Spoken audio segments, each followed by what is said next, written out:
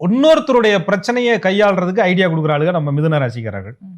இந்த குரு பகவான் வந்து வாக்குஸ்தானத்துல வக்ரமாகும் போது யாருக்கெல்லாம் ஐடியா கொடுத்தாங்களோ அதெல்லாம் தள்ளி வச்சுட்டு தனக்குத்தானே ஐடியா கொடுக்குற மனநிலை வந்துடும். அப்பா போதும்பா, இதுவரை நம்ம அடுத்தவனுக்கு ஐடியா கொடுத்தது, நம்ம யோசனையை நமக்கு பயன்படுத்துவோம், நம்ம நல்லா இருக்கிறதுக்கு வழியை பார்ப்போம், நம்ம சேவிங்ஸுக்கு அடுத்த கட்ட முயற்சிக்கு போவோம், கட்டத்தை நம்ம போடுவோம், திட்டத்தை நம்ம திட்டுவோம், ஆண்டவன் எல்லாத்தையும் நிறைவேற்றுவான். ஏன்னா பல நாளாக ஃபைலை எழுதி வச்சுக்கிட்டு 3 பக்கத்துக்கு பேப்பர் எழுதி வச்சுக்கிட்டு எப்படா இதை பூர்த்தி பண்ணுவோன்னு சொல்லி காத்திருந்த மிதுனராசிக்காரர்களுக்கு எதையுமே எழுதி வைத்து எந்த ஒரு காரியத்தையும் எந்த ஒரு திட்டத்தையுமே மைண்டில் வச்சுக்கிறத விட எழுதி வச்சு அதை ஃபார்முலா பண்ணி அப்படியே எக்ஸல் சீட்டில் போட்டு வச்சு 1 by 1 டிக் பண்ணி இது நடந்துச்சு, இது நடக்க போகுது, இது நடக்கும், இது எப்போ நடக்கும், எப்படி நடக்கும், ஏன் நடக்கும், எதுக்காக நடக்கும், எப்பொழுது நடக்க போகின்றது.